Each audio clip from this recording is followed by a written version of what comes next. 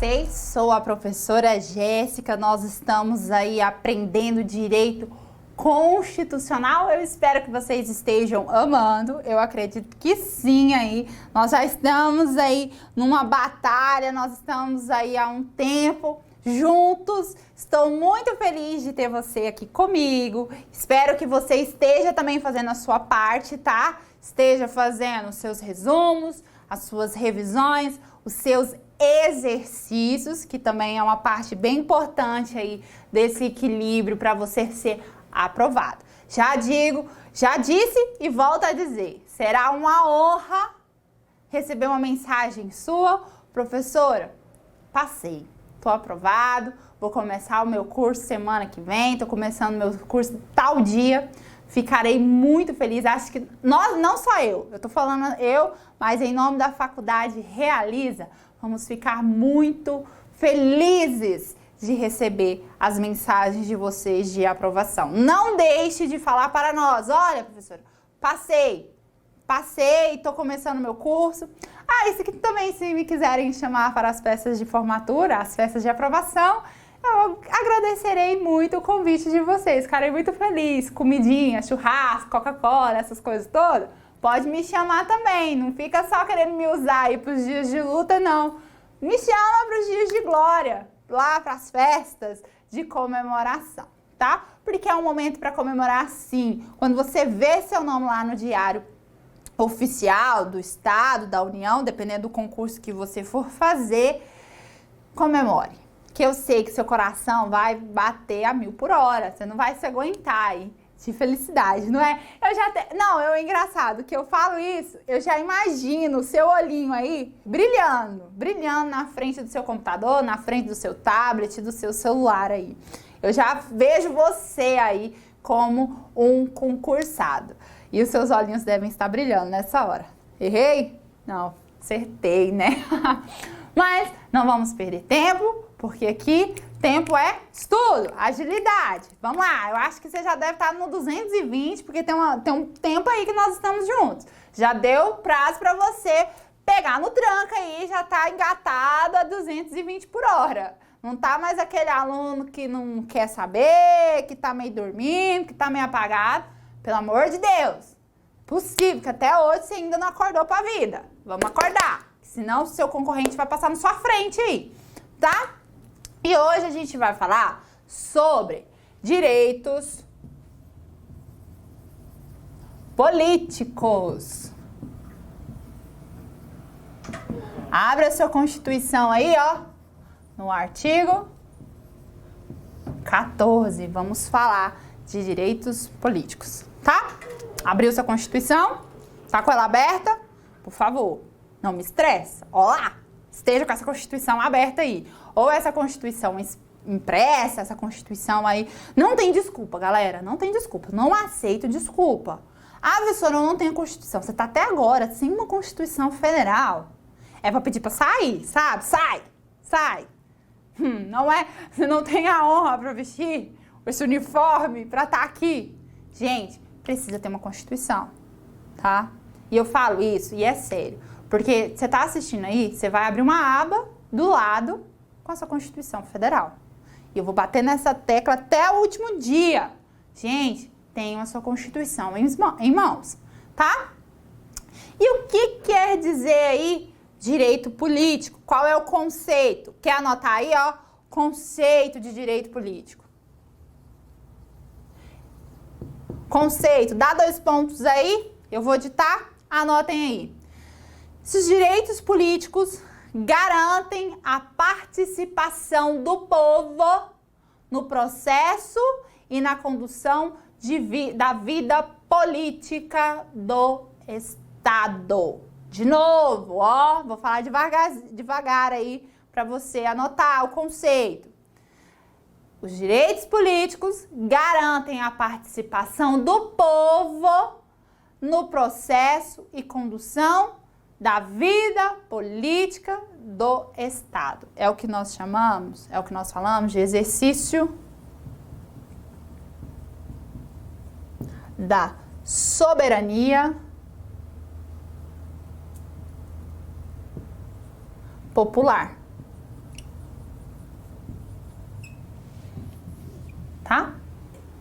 Isso aí o povo vai participar. E ele participando, eu vou ter o quê? A soberania popular. Hoje nós temos o regime político, que a gente já tratou. Nosso regime político é o quê? Regime democrático.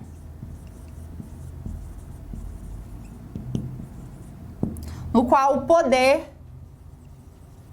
emana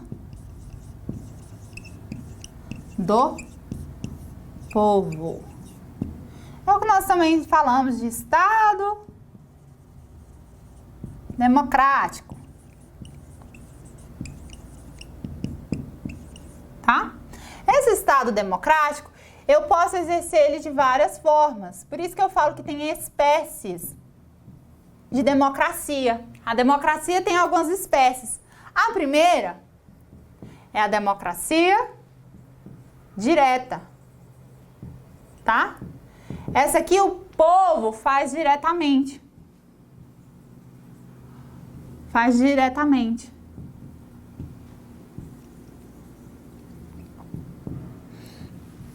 Ela se iniciou lá nas polis, lá nas cidades da Grécia, onde homens livres e que tinham condições financeiras se reuniam nas praças para o quê? Para decidir a vida política daquela cidade.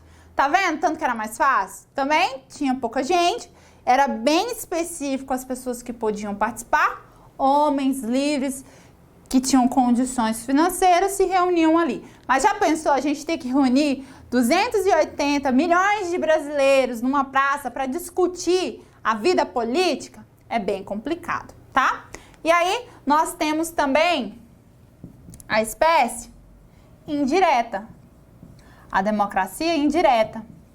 Essa aqui o povo faz por meio dos seus representantes.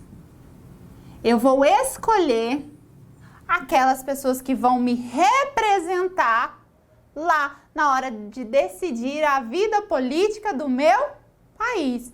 Isso pode ser quem? Um deputado, um senador, um vereador, um deputado estadual, tá? Eu vou escolher alguém. E também eu tenho quem? A semi-direta. Na semi-direta, eu falo que ela é participativa. Nela, eu vou exercer diretamente, né? E também eu vou exercer por meio dos meus representantes. De forma o quê? Indireta. Tá vendo? Nesse sistema aqui, eu vou ter as duas. Eu vou exercer de forma direta e por meio da indireta ao eleger quem? Os meus representantes. Quando eu falo de semi-indireta, eu estou falando de um sistema misto. Aí você deve estar perguntando, qual que é a espécie adotada pelo Brasil? A espécie adotada pelo Brasil é essa semi-indireta, viu? O Brasil adota essa daqui, tá?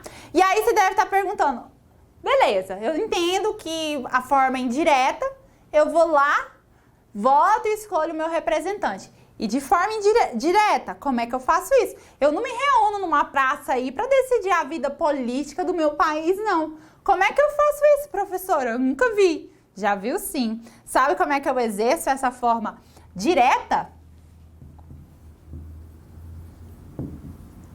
A gente exerce por meio do plebiscito, por meio do referendo e por meio da iniciativa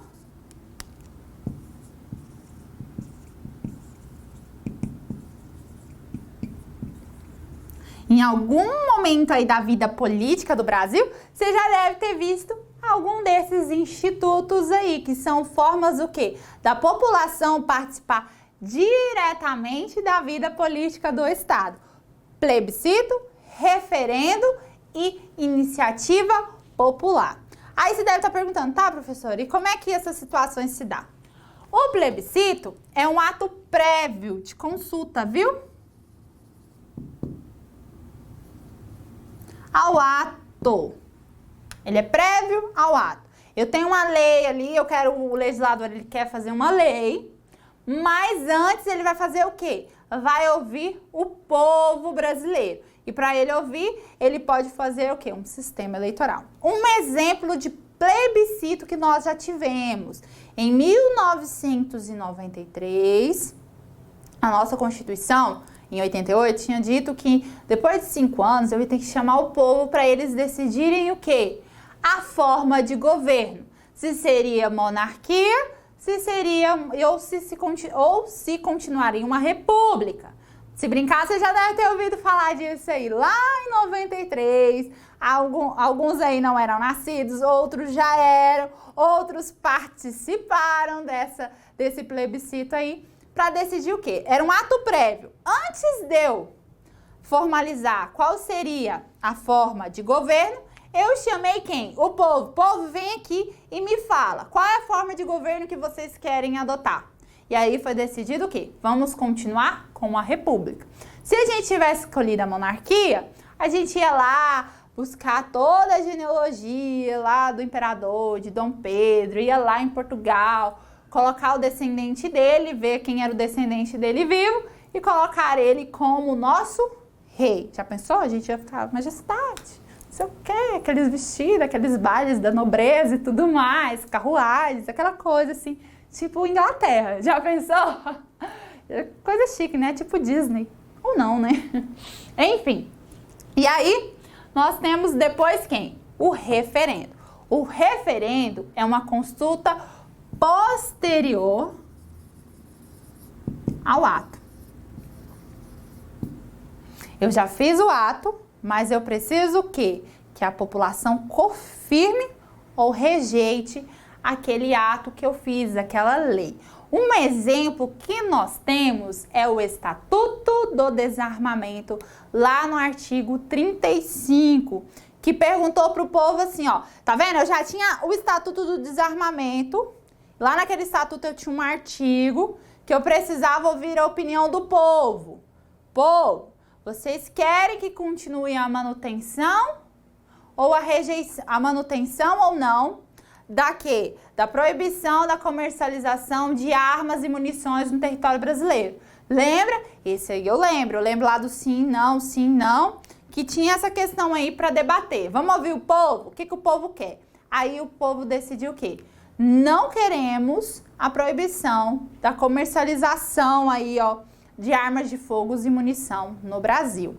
E aí essa parte da lei foi o quê? Revogada. Ela nem entrou em vigor, tá? Porque eu precisava ouvir o povo. Ouvi o povo falou não, e eu tenho o quê? A soberania popular. O que o povo decidiu é o que vai ser cumprido.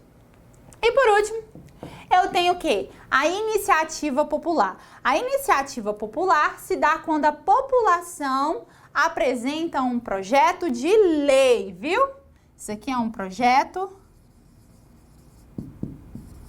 de lei. O próprio povo aí, ao invés da Câmara dos Deputados, do presidente ou do Senado Federal apresentar uma lei, o povo se reúne ali, preenche todas as condições que a Constituição determina e apresenta depois lá na Câmara dos Deputados esse projeto de lei. Tranquilo, pessoal? Deu para vocês entenderem aí como é o regime político democrático, as espécies, qual é adotada pelo Brasil e como é que se dá essa forma direta de participação popular? Dá uma pausa, copia, faz o seu resumo aí, tá? E com isso, a gente dá o segmento às nossas aulas, à nossa aula. Espero que estejam gostando. Dúvidas? Estudou? Tô com dúvida, professora. Esse trem não tá entrando na minha cabeça. Preciso de um acompanhamento mais, assim, próximo de um professor? Só entrar aí, ó, vocês têm uma ferramenta chamada Tutor Online, que o professor está à sua disposição para te ajudar. Mas é como eu falei, tá? tenho dúvidas, não chega aí, é porque eu não estudei, não li videoaula, professor, não li videoaula, não li o material, não fiz nada, tô vindo aqui pro professor dar aula de novo. Não, vai ver o material primeiro, vai ler, vai estudar, não entrou na sua cabecinha, aí sim, você entra aí no tutor online, tá? Isso é uma forma de você se tornar um estudante de verdade. Estudante de verdade é assim, ele vai atrás do conhecimento. Não deu certo? Opa, agora eu vou precisar de um acompanhamento de um professor. E aí sim você entra aí pra gente conversar, pra gente te ensinar, tá? E aí, eu quero falar pra vocês sobre o sufrágio. Ixi, a professora apagou isso aqui igual a cara dela, né? Deixa eu apagar.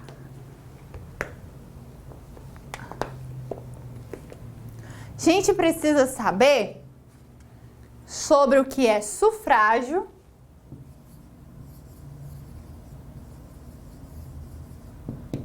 e voto. A gente acha que é tudo a mesma coisa. E não é.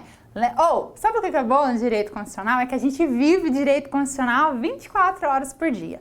É impossível a gente estar morando no Brasil e não viver o direito constitucional. Época de eleição, isso aqui, gente, serve até... Se a gente acha que política só se trata em época de eleição, lá entre julho a outubro, quando acaba lá o segundo turno. Não, isso aí a gente está vivendo todos os dias, a gente está respirando política, está respirando o quê? O Estado brasileiro. E você já deve ter saído do senso comum, assiste o jornal e fala assim, nossa, isso aí a professora Jéssica me ensinou, eu sei como funciona isso aí, não é? Então, assim, o direito constitucional é fascinante por conta disso, ele é incrível por conta disso, a gente vive ele, assim, na prática. O penal, gente, o penal não dá pra ficar vivendo ele muito, porque se você viver o penal aí 24 horas por dia, né, é meio criminoso. Mas não, pessoas de bem e tudo mais, a gente vive 24 horas por dia direito constitucional. E aí, a gente tem que fazer essa diferenciação entre sufrágio e voto. O sufrágio é o direito de votar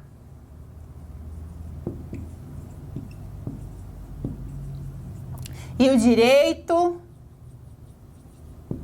de ser votado. É o que nós chamamos de capacidade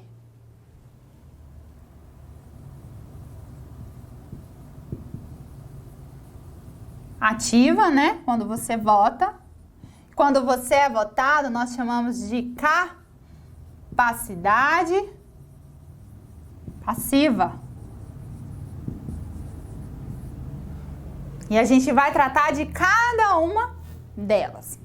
Agora, o voto é um instrumento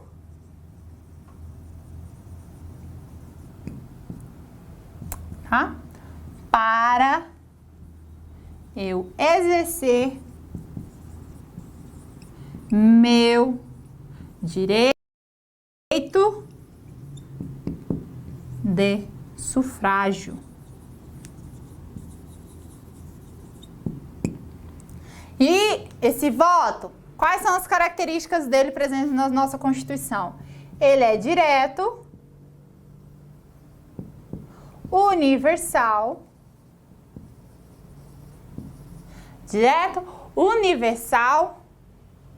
secreto e periódico.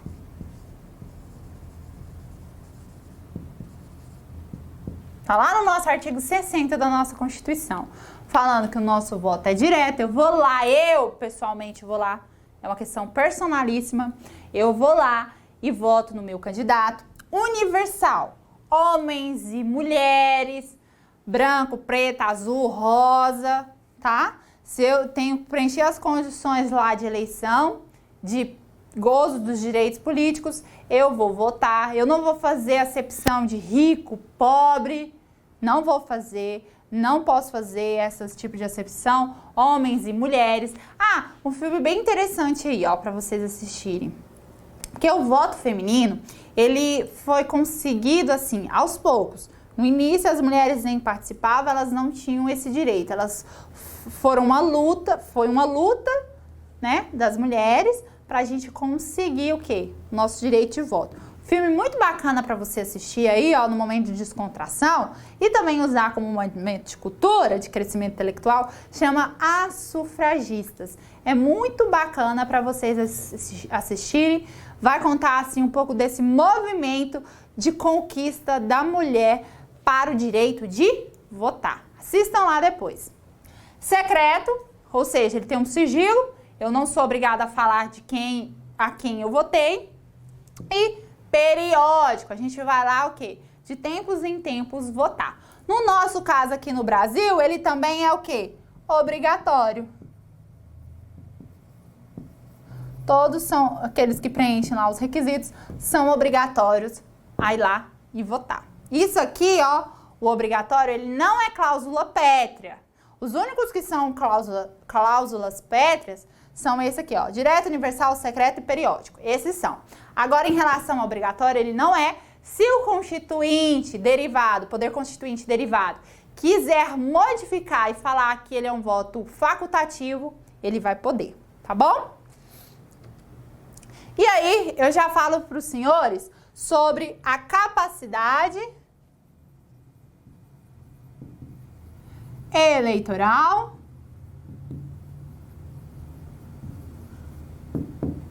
ativa, ou seja, o direito de votar. Quem pode votar? Quem pode ir lá votar? Fiquem bem atentos, cai em prova de concurso sim, vocês precisam saber. O direito de sufrágio, como a gente viu, se dá por meio do voto. Então, quem é obrigado a votar? Quem pode votar? A gente vai lá, ó, marca aí. Obrigatório. Quem é obrigatório a votar? Os maiores de 18 anos, né? E os menores de 70. Esses aí são obrigatórios a votarem. Facultativo. Podem fazer a opção de votar ou não. Os maiores de 16 e menor de 18, porque se ele completou 18 anos, ele vai ser obrigado a votar, tá bem? Depois, quem mais? Os maiores de 70. Esses aqui são os que têm o quê? A capacidade ativa, facultativa. Eu vou lá e voto se eu quiser, tá? E quem mais? Os analfabetos. Os analfabetos também têm essa capacidade ativa, facultativa. E por último, a quem é vedado. Quem não pode votar. Quem não tem essa capacidade ativa. Primeiro, os estrangeiros, né? E também os conscritos. Você deve estar me perguntando, professora, quem são esses diabos aí de conscrito? Quem que é essa galera aí dos conscritos? São aqueles que prestam serviço militar obrigatório. Lembra o contexto que a nossa Constituição foi promulgada? Eu estava vindo do final do regime militar, né? 1988. E o que acontecia naquele período ali, ó? Eu impunha aos meus subordinados que fossem ali exercer o seu direito político e tudo mais. Para evitar essa situação dentro das Forças Armadas, dentro da Polícia Militar, do Corpo de Bombeiros, vetou-se. Olha, os conscritos, aquelas pessoas que prestam serviço militar obrigatório, não podem ser votados. O quê? Para eu não compelir, para eu não coagir aquela pessoa a votar em mim, tá? E eu posso apagar aqui? Já copiaram essa parte? Se não, dá um pause aí e copia. Que eu quero agora falar da capacidade passiva. Pois eu tenho quem? Como eu disse? Capacidade eleitoral passiva. Como é que se dá essa capacidade eleitoral passiva? Essa aqui, eu posso me eleger a cargo, ao mandado, viu? Ao mandado. Tá? Posso me eleger ao mandato que? Eletivo.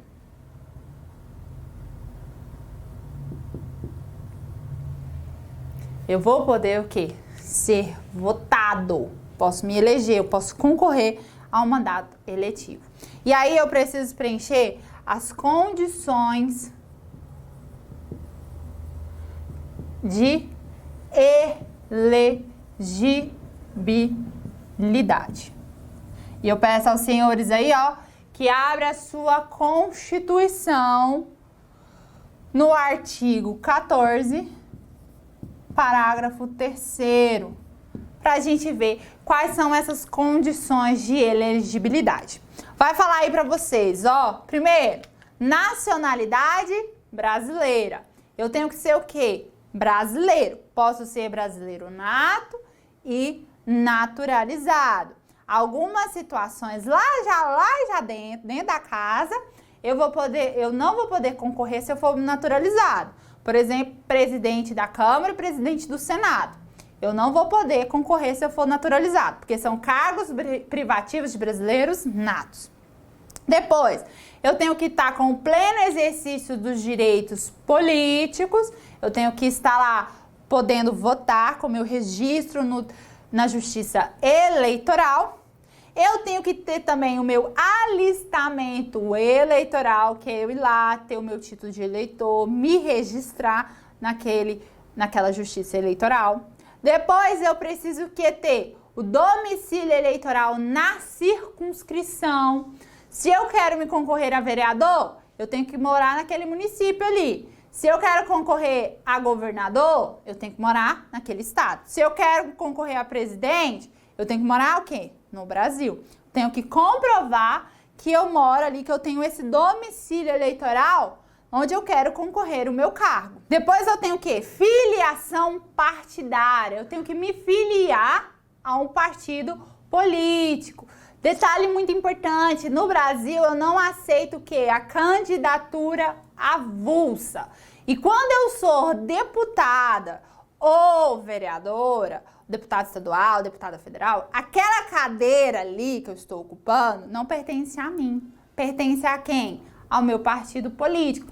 Então, galera, quando você for votar aí, você tá achando que você tá votando no candidato? Não, você tá votando no partido em relação aí a esses cargos de deputados e vereadores. Você não vota no quê? Você não vota no candidato. Você vota aí em quem?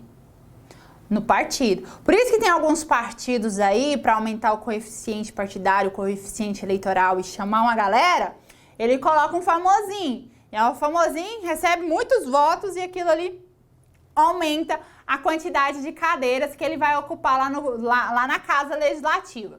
E aí você fala, mas teve fulano que recebeu mais votos que ciclano e nem se tornou deputado. Por quê?